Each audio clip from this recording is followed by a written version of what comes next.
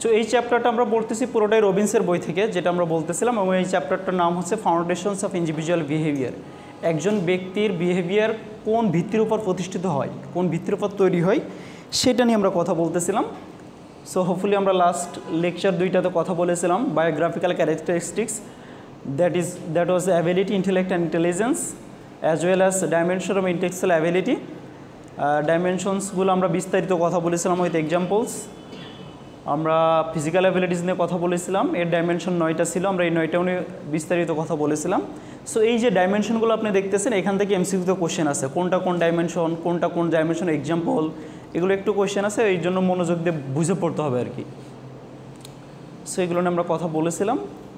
আমরা last lecture পড়েছিলাম learning, আমরা শিখন বলতে কি বুঝি, এবং অ্যাজ ওয়েল অ্যাজ শিখনের থিওরিগুলো নিয়ে কথা বলেছিলাম। আমরা বলতেছিলাম 4টা থিওরি আছে শিখনের: classical conditioning, operant conditioning, cognitive learning and social learning. So এই পর্যন্ত আমাদের এই চ্যাপ্টার হয়েছে। আমরা লাস্ট যেটা বাকি আছে এটা আজকেই শেষ করতে চাচ্ছি। আমাদের এখানে শুধুমাত্র বাকি আছে রিইনফোর্সমেন্ট এবং behavioural modification. So the very first topic is reinforcement. So আমরা যদি রিইনফোর্সমেন্ট শব্দটা বুঝি, রিইনফোর্স করা, কাউকে ফোর্স করা মানে হচ্ছে জোর করা, জোর জবরদস্তি করা। বাংলা এরকম একটা ব্যাপার আছে, জোর জবরদস্তি করলে আমরা বলি ফোর্স করতে হবে, না হলে কাজটা হবে না। ফোর্স করা মানে কাউকে জোর করা আর কি।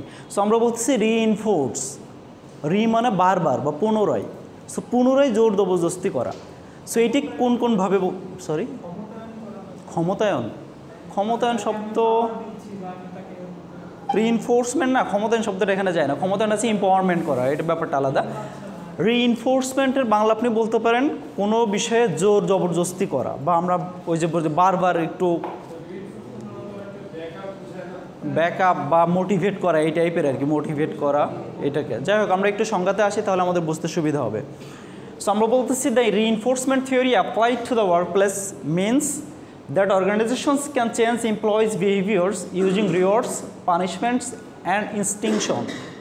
আমরা বলতেছি রিইনফোর্সমেন্ট বলতে এমন একটা প্রক্রিয়াকে বোঝায় যেখানে প্রতিষ্ঠানে এমপ্লয়ীদের আচরণ চেঞ্জ করা যায়। কীভাবে চেঞ্জ করা যায়?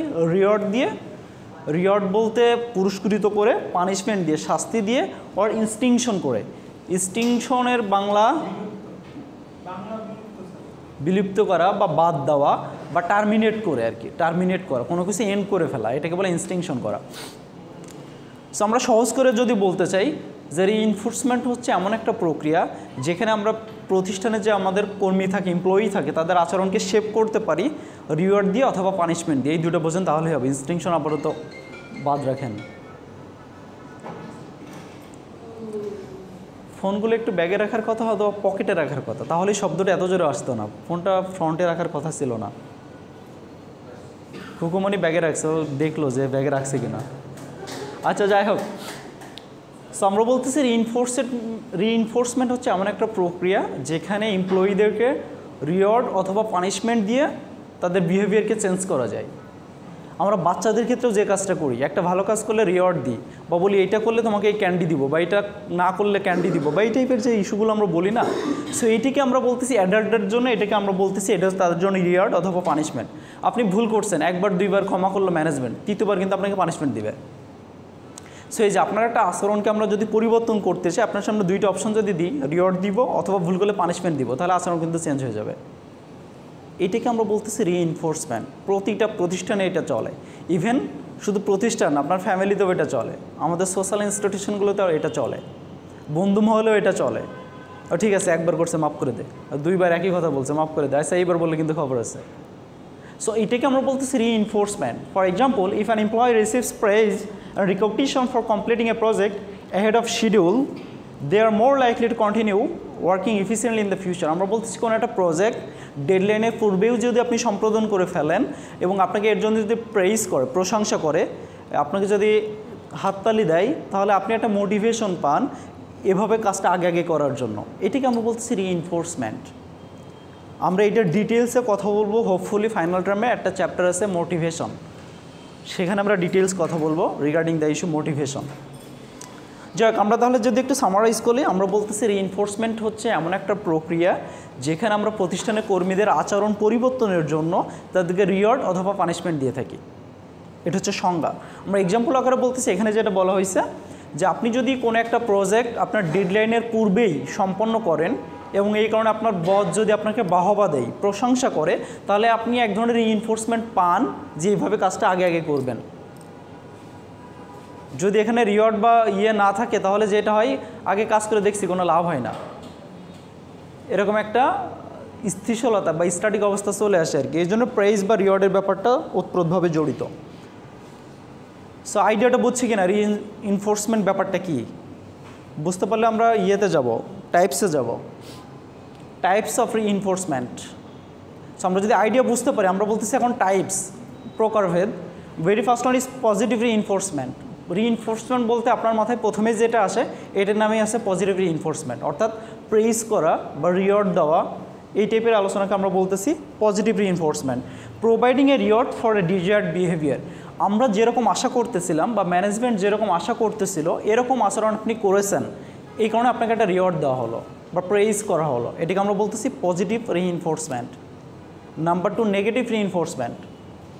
When something unwanted or negative that is already present is removed because of a person's action and it result in something favorable for that person. আমরা এখানে যেটা বলার চেষ্টা করতেছি, এমন একটা আচরণ যেটা আনওয়ান্টেড বা আমরা চাই না, নেগেটিভ একটা আচরণ, বাট কোনো একটা পার্সন করে ফেলছে, আমরা এটা ওভারলুক করলাম বা বাদ দিয়ে দিলাম। আমরা এটাকে ওই যে বলে না, অনেক ক্ষেত্রে বন্ধুকে বাঁচাই দিলাম, বন্ধুকে বাঁচাই দেওয়া বোঝেন, ওর ইজ্জত চলে যাচ্ছিলো, বাঁচাই দিলাম একটা ইস্যু দিয়ে। এরকম প্রতিষ্ঠানে যদি আনওয়ান্টেড কোনো আনডিজায়ার্ড যদি কোনো এনভায়রনমেন্ট ক্রিয়েট হয়, তাহলে এই যে বাঁচিয়ে দেওয়া, এই ব্যাপারটাকে ধামাচাপা শব্দ না, শব্দটা হচ্ছে মনে করেন ম্যাচ আপ করে দেওয়া, এটিকে আমরা বলতেছি নেগেটিভ রিইনফোর্সমেন্ট। যে আপনি একটা ভুল করছিলেন বাট এটিকে আমরা বাঁচাই দিলাম এইবারের মতো। যে ভুলটা ছিল আনওয়ান্টেড, আনডিজায়ার্ড, যেটা নেগেটিভ ভুল ছিল, বাট এর জন্য আপনাকে বাঁচিয়ে দিল ম্যানেজমেন্ট, এটাকে আমরা বলতেছি নেগেটিভ রিইনফোর্সমেন্ট। আপনার হাতে কি ফোন? হাতের দিকে তাকাইছেন কেন? মেহেদি তো সবার হাতেই আছে। ও কাঁচা মেহেদি এখন দেওয়া? ক্লাসরুমে বসে এগুলো করলে হবে বলেন? Number 3, punishment. Punishment means applying an undesirable condition to eliminate an undesirable behavior. Very simple one. আমরা যে আচরণটা চাচ্ছি না এরকম আচরণ যদি কেউ করে, একবার, দুইবার বা তিনবার, এই আলোচনাটা পরে বলতেছি, যদি কেউ এমন আচরণ করে যেটা আনডিজায়ারেবল, ওয়ান্টেড না আর কি, ডিজায়ারেবল না, তাহলে সেটি হচ্ছে যে পানিশমেন্ট দেওয়া আর কি। সেক্ষেত্রে কোনো একটা শাস্তিমূলক ব্যবস্থা নেওয়া, এটাকে আমরা বলতেছি পানিশমেন্ট। একটু আগে কিন্তু নেগেটিভ বলছিলাম, এটা কিন্তু পানিশমেন্ট বলতেছি। সো ডিফারেন্সিয়েশন একটু বুঝতে পারাটা জরুরি। And the last one is extinction. It refers to the absence of reinforcement often used by managers to stop learn behaviour. আমরা বলতেছি কোনো একটা ইস্যুতে যদি ম্যানেজমেন্ট ওভারলুক করে, একেবারে বাদ দেয়, এ বিষয়ে কোনো কিছুই বলতেছে না, এটাকে আমরা বলতেছি এক্সটিংশন। আবার ওয়ার্ডিংটা বোঝেন। It refers to the absence of reinforcement often used by manager to stop learn behavior. কোনো একটা লার্ন বিহেভিয়ারের ক্ষেত্রে যেগুলো অলরেডি প্র্যাকটিসে আছে প্রতিষ্ঠানে, এমনটা যদি হয় তাহলে প্রায় ম্যানেজার যেটা করে রিইনফোর্সমেন্টের জন্য কোনো কিছু বলে না, এটাকে আমরা বলতেছি এক্সটিংশন। এটা তো হওয়ার কথা, এমনটা কেন হচ্ছে? ওভারলুক করতেছে, অথবা এটাকে মনে করেন বলার কথা কিন্তু বলতেছে না, কারণ সবাই জানে এটা কমন প্র্যাকটিস, এটা হওয়ার কথা কিন্তু হচ্ছে না। সো আবারও বলতেছি রিইনফোর্সমেন্ট 4টা: positive, negative, punishment and extinction. So বাসায় যে একটু দেখবেন মনোযোগ দিয়ে, হোপফুলি আপনারা বুঝতে পারবেন, না বুঝতে পারলে আগামী দিন আবার বলবো।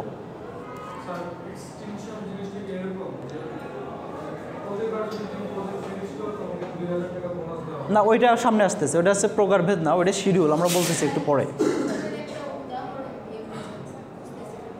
আচ্ছা, আবার তাহলে আইডিয়াটা বলি। It refers to the absence of reinforcement. এটুকু বোঝেন যে রিইনফোর্সমেন্টের অ্যাবসেন্ট বা অভাব আছে, often used by manager to stop learn behaviour.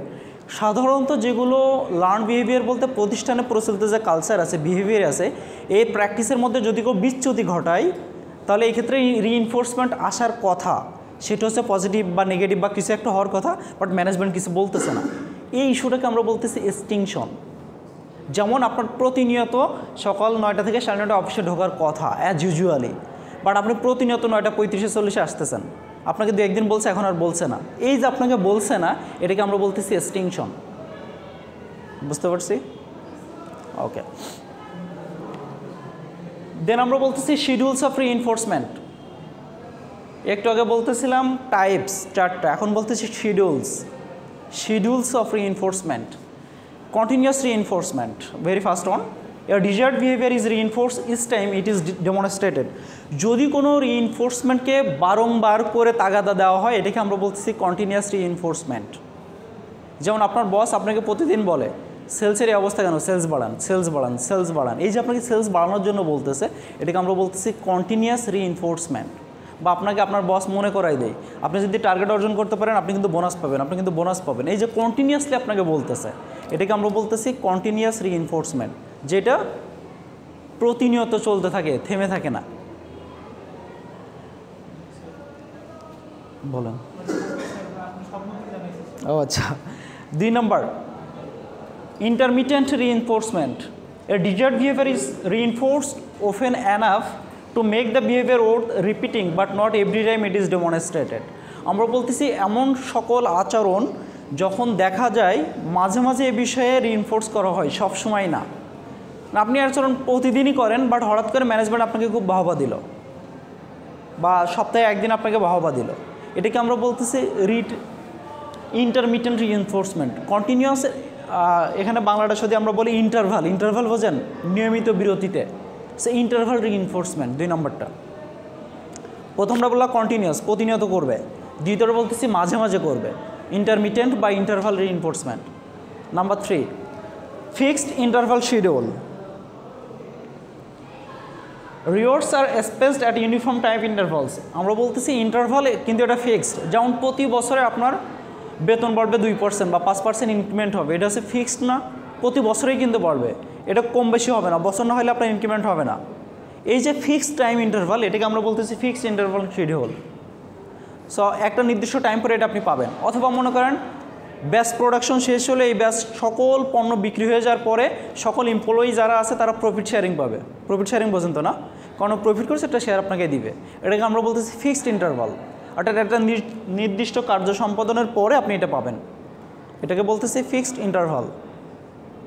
Then variable interval schedule, that is rewards are initiated after a fixed or constant number of response.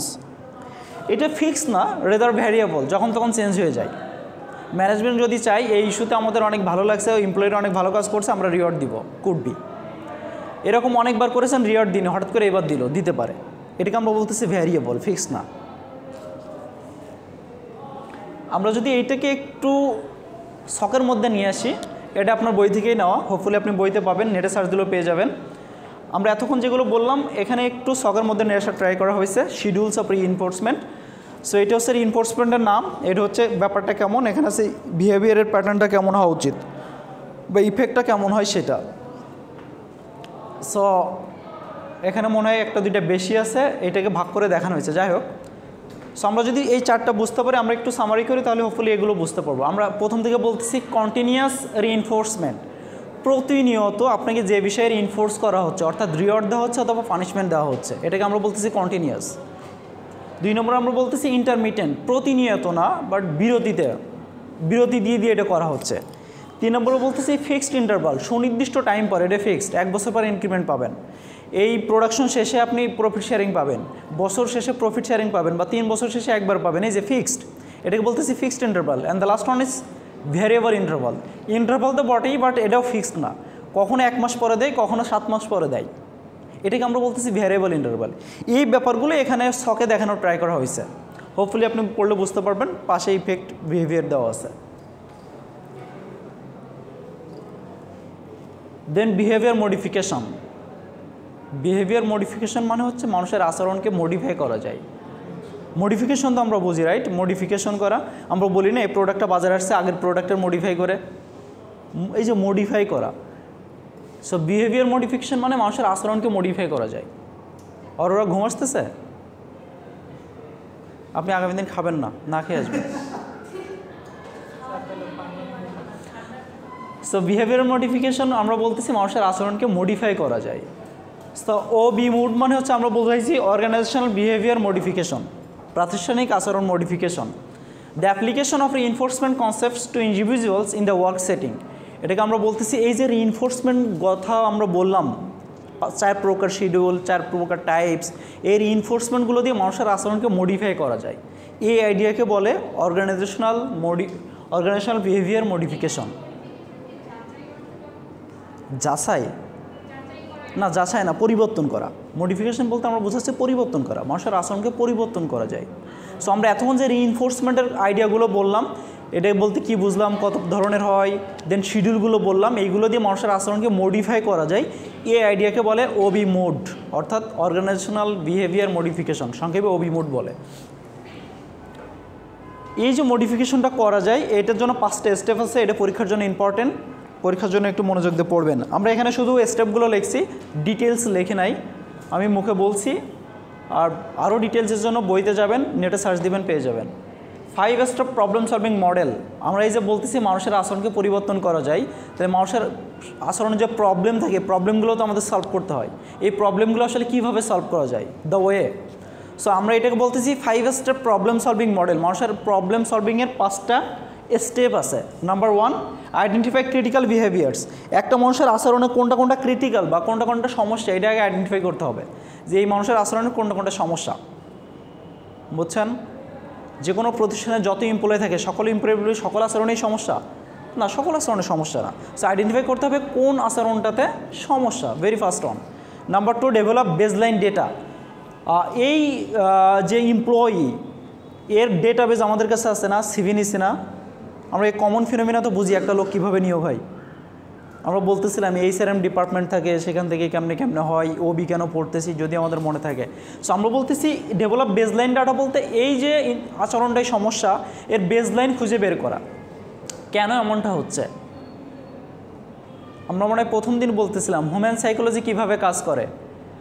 মানুষ কোনো কিছু দেখে পশু প্রাণীর মতো করে রিয়্যাক্ট করে না, তার মাথায় একটা কনসেপ্ট থাকে, একটা আইডিয়া থাকে, তার উপর ভিত্তি করে রিয়্যাক্ট করে। সো একটা বার্গার যখন দোকানদারের কাছে আসে তখন সে খাওয়ার ট্রাই করে না, বাট যখন সে নিজের হাতে পায় তখন সে খাওয়ার ট্রাই করে। বাট পশু পাখি এমনটা না, পশু পাখি যেখানে দেখে যদি এটা উন্মুক্ত থাকে তাহলে সে খাওয়ার ট্রাই করে। সো এই যে বেসলাইন ডাটাটা খুঁজে বের করতে হবে, কেন এমনটা আচরণ করতেছে, এই ডাটা খুঁজে বের করতে হবে, এমনটা কেন করতেছে। Number 3, identify behavioural consequences. যদি সে এরকম আচরণ করতে থাকে তাহলে পরিণাম কী হবে, এটা খুঁজে বের করতে হবে, পরিণাম কী হইতে পারে। Number 4, develop and apply intervention. So সেখানে হস্তক্ষেপ করতে হবে, হস্তক্ষেপ করা পর্যন্ত তার আচরণের ভিতরে হস্তক্ষেপ করতে হবে এটা পরিবর্তন করার জন্য। And the last one is evaluate performance improvement. এবং আমরা যে আচরণ পরিবর্তন করতে চাচ্ছি এটা ইভ্যালুয়েট, মূল্যায়ন করে দেখতে পারি ইমপ্রুভ করতেছে না করতেছে না। আমরা বলতেছিলাম ম্যানেজমেন্টের বেসিক ফাংশন যদি আমাদের মনে থাকে, পরিকল্পনা করা, অর্গানাইজিং করা, লিডিং করা অ্যান্ড কন্ট্রোলিং করা। ইভ্যালুয়েট মানে মূল্যায়ন করা, আমরা যে আচরণ পরিবর্তনের জন্য কাজ করতেছি, একজনের বিহেভিয়ার আচরণ পরিবর্তন করতে চাচ্ছে, এটা ইমপ্রুভ করতেছে কিনা এটা ইভ্যালুয়েট করতে হবে। যেমন মনে করেন কমন একটা কথা বলি, আপনার ফ্রেন্ড সার্কেল খাইতে গেছেন, একটা রেস্টুরেন্টে বসছেন, তো এর মধ্যে এক ফ্রেন্ড মানে এমনভাবে খায় এটা আপনাদের সাথে যাচ্ছে না, ঠিক মানে আপনি চান সেভাবে না খাক, আপনাদের মতো করে খাক। সো এটা আপনি প্রথম দিন তাকে বোঝালেন, দ্বিতীয় দিন আবার খাইতে নিয়ে গেলেন, চেক করেন না ওরকম খাচ্ছে না, আমাদের মতো খাচ্ছে, দেখলেন না একটু ইমপ্রুভ হয়েছে, তার মানে এই যে ইভ্যালুয়েট করতেছেন একটু ইমপ্রুভ হয়েছে আগের চেয়ে। আবার এবার আর একদিন মনে করেন ট্রিট দিতে গেলেন, তখন দেখলেন না আগের চেয়ে আর একটু ইমপ্রুভ হয়েছে। এই যে আপনি দেখতেছেন এটাকে আমরা বলতেছি ইভ্যালুয়েট করা, চেঞ্জ হচ্ছে কি হচ্ছে না। ভেরি সিম্পল, আমরা বলতেছি প্রথমে হচ্ছে আইডেন্টিফাই করা কোনটা ক্রিটিক্যাল আচরণ, 2 নম্বর বলতেছি বেসলাইন ডাটা খুঁজে বের করা কেন এরকমটা করতেছে, 3 নম্বর বলতেছি এভাবে যদি চলতে থাকে পরিণাম কত ভয়াবহ হবে, কি হইতে পারে সেটা বের করা, 4 নম্বর বলতেছি ডেভেলপ অ্যান্ড অ্যাপ্লাই ইন্টারভেনশন, অর্থাৎ হস্তক্ষেপ করা সেখানে, and the last one is evaluate করা ইমপ্রুভ হচ্ছে কিনা। সো এটা বই ইন্টারনেট না খুঁজলে আপনি নিজ থেকেই লিখতে পারবেন আইডিয়াগুলো আমরা আসলে কী বলতে চাচ্ছি এখানে, যদি এখানে হেডলাইনগুলো আমি দিয়ে দিয়েছি। And the last topics for today, OB mod organisational applications, that is আমরা বলতেছি অর্গানাইজেশনাল বিহেভিয়ার মডিফিকেশন, অর্গানাইজেশনে কীভাবে অ্যাপ্লাইড হয় সেইটা। Well pay versus sick pay, কারো ফোন বাজে মনে হচ্ছে ক্লাসের বাইরে। প্রথম আইডিয়াটা হচ্ছে well pay versus sick pay. আপনার প্রতিষ্ঠানে কিছু ব্যাপার আছে হয়তো জানেন, পেমেন্ট কীভাবে হয়, ছুটি কীভাবে নেওয়া যায়, কত ধরনের ছুটি আছে, casual leave, sick leave, maternity leave, paternity leave, এগুলো কম বেশি আইডিয়া আছে তো না? আচ্ছা, আইডিয়া না থাকলে আস্তে আস্তে ডেভেলপ হয়ে যাবে, আরও সমস্যা নেই। এখানে আমরা বলতেছি reduces absenteeism by rewarding attendance not absence, well pay versus sick pay. এখানে যে আইডিয়াটা আমরা বলতে চাচ্ছি, ওয়েল পে আর সিক পে, আমরা আইডিয়াটা এভাবে বলতেছি যে রেগুলার আসে তাকে আমরা রিওয়ার্ড দিব, অ্যাবসেন্স যে করে তাকে রিওয়ার্ড দিব না। ভেরি সিম্পল কথা। আমরা এখানে যেটা বলতেছি আবার একটু দেখেন, কী হয়েছে পাপিয়া, ঘুম আসতেছে? সবাই তো ঘুম আসে কেন এই সময়? আচ্ছা, একটু শেষ করবো, 5 মিনিটের মধ্যে শেষ করবো একটু। আমরা বলছি reduces absenteeism by rewarding attendance not absence. আমরা যদি অ্যাবসেন্টিজম বা অনুপস্থিতি রোধ করতে চাই, তাহলে যারা রেগুলার আসে তাদেরকে আমরা রিওয়ার্ড দিতে পারি, তাদেরকে প্রেইজ করতে পারি, তাদেরকে পেমেন্ট বাড়াই দিতে পারি। সো এইগুলো করলে যেটা হবে, অ্যাবসেন্টিজম কমবে প্রতিষ্ঠানে অ্যাবসেন্টিজম মানে দেরি করে আসা বা একেবারে না আসা, কোনো কিছু না বলে আজকে আসলো না, এই ব্যাপারটা কমে যাবে যদি আমরা যারা রেগুলার আসে তাদেরকে রিওয়ার্ডিং ব্যবস্থা করতে পারি। এটাকে আমরা বলতেছি ওয়েল পে, আর যেটা আসে না আসে এটাকে আমরা বলতেছি সিক পে।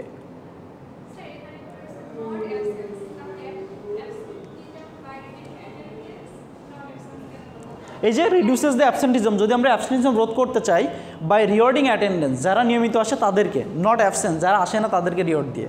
রেট আইডিয়াটা বুঝছি কিনা প্রথমটা? হ্যাঁ, রিওয়ার্ড দিই তো, আমরা বললাম তো 10-এ 10 দিব যারা নিয়মিত আসে, আর যারা আসে না তারা পাবে না, শেষ। হ্যাঁ, নিয়মিত আসেন, আপনি 10-এ 10ই পাবেন যদি সামনেও আসেন। Number 2, employee discipline. ছোটোবেলায় রচনা পড়ছেন না, ডিসিপ্লিন, নিয়মানুবর্তিতা পড়ছিলেন রচনাটা? আচ্ছা, employee discipline. The use of punishment can be counter productive. So আমরা একটু আগে বলতেছিলাম পানিশমেন্ট সিস্টেম, রিইনফোর্সমেন্টের একটা টাইপ ছিল পানিশমেন্ট। সো আমরা যদি এমপ্লয়িকে ডিসিপ্লিন করতে চাই, তাহলে যারা ইনডিসিপ্লিন আছে, ইনডিসিপ্লিন বাংলা কি মানে নিয়মবদ্ধতার বাইরে, শৃঙ্খলার বাইরে আছে, এদেরকে পানিশমেন্ট দিতে হবে। যেমন মনে করেন অফিস টাইমে বাইরে বিড়ি খাইতে গেছে বা বাইরে চা খাইতে গেছে, অফিস টাইম বাদ দিয়ে ফাঁকি দিতে গেছে, সো এদেরকে পরবর্তী 1 ঘন্টা মনে করেন পানিশমেন্ট হবে। 1 ঘন্টা পানিশমেন্ট কি, সে ফ্যান ইউজ করতে পারবে না বা এসি ইউজ করতে পারবে না, 1 ঘন্টা কাজ করবে, কুড বি। সো আমরা বিভিন্ন পানিশমেন্টের ব্যবস্থা করতে পারি যা আমাদের এমপ্লয়ি ডিসিপ্লিন নিশ্চিত করবে। Number 3, developing training programs. এটা প্রত্যেকটা প্রতিষ্ঠানেই আছে যে এমপ্লয়ীদেরকে ট্রেনিং প্রোগ্রামের করা। ট্রেনিংয়ের প্রোগ্রামের সবসময় উদ্দেশ্য থাকে না এমনটা না যে স্কিল ডেভেলপ করবে, রেদার বিহেভিয়ার ডেভেলপ করবে, এটা একটা অবজেক্টিভ থাকে, সেটা আমরা বলতেছি এখানে ট্রেনিং প্রোগ্রাম আয়োজন করা। And the last one is self management, reduces the need for external management control. প্রত্যেকটা মানুষকে ম্যানেজ করা অনেক কঠিন এক্সটার্নালি, আমরা যদি তার ইন্টারনালি একটা ইমোশনাল অ্যাটাচমেন্ট না আসতে পারে, কাউকে কন্ট্রোল করা মুশকিল। ওই যে বলে না, একজনকে কয়বার বলে পড়ানো যায়, বলে পড়ানো বোঝেন? ছোটোবেলায় তো আপনি পড়তেন, আপনার আম্মা বলে বলে পড়াইতো, বাট এখন একটা সময় আসছে না, আপনি বোঝেন যে আপনাকে পড়তে হবে এক্সাম। সো আমরা এটার বিল করতে চাচ্ছি এমপ্লয়ীদেরকে, যদি আমরা এটা বিল করতে পারি সেলফ ম্যানেজমেন্টের ব্যাপারটা, যে আপনারটা আপনাকেই তো বুঝতে হবে, আপনার দায়িত্ব, আপনার ডিসিপ্লিন, আপনার বেতন আপনিই তো নেন, সব কিছু মিলে একটা সেলফ ম্যানেজমেন্টে তো আপনাকে আসতে হবে, যে টাইমলি আসতে হবে, টাইমলি যাইতে হবে, কাজগুলো করতে হবে, শিডিউলের মধ্যে করতে হবে, প্রজেক্ট ঠিকঠাক করতে হবে। বেলাল ঘুমাই গেছে দেখো তো। সো আমরা লাস্ট পয়েন্ট যেটা বলতে চাচ্ছি, কীভাবে মডিফিকেশন অ্যাপ্লিকেশন করা যায় প্রতিষ্ঠানে। ফার্স্ট অফ অল বললাম হচ্ছে ওয়েল পে, সিক পে, অ্যাবসেন্টিজম রোধ করতে চাইলে যারা নিয়মিত সেদেরকে রিওয়ার্ড দিতে হবে। নাম্বার 2 বললাম ডিসিপ্লিন নিশ্চিত করতে হবে। Number 3 training programme, and the number 4 self management. Self management মানে হচ্ছে একজন ব্যক্তিকে এইদিকে উদ্বুদ্ধ করা, আপনি নিজেরটা নিজে বোঝেন। ওই যে বলে না যে ছোটোবেলায় একটা অ্যাড দেখছেন আপনারা, ওই যে বাংলাদেশ মাদক নিয়ন্ত্রণ অধিদপ্তরের, ছোটো কাকা বড় হবি না, একটা না দুইটা না কিছু হবে না, শুনছেন এই গান? আচ্ছা, যাই হোক, আচ্ছা একটু পরে বলি। সো সেলফ ম্যানেজমেন্ট মানে হচ্ছে নিজেরটা নিজে বোঝা। আপনাকে আপনার বস বলে আর কতক্ষণ চালাবে আর কি প্রতিষ্ঠানে। সো নিজেরটা নিজে বুঝতে পারা, এটাকে আমরা বলতেছি সেলফ ম্যানেজমেন্ট ডেভেলপ করা। যারটা সেই বুঝবে আর কি। এ পর্যন্ত বুঝতে পারছি? ওকে, আজকের ক্লাসের টপিকস এবং চ্যাপ্টার এখানেই শেষ। চ্যাপ্টার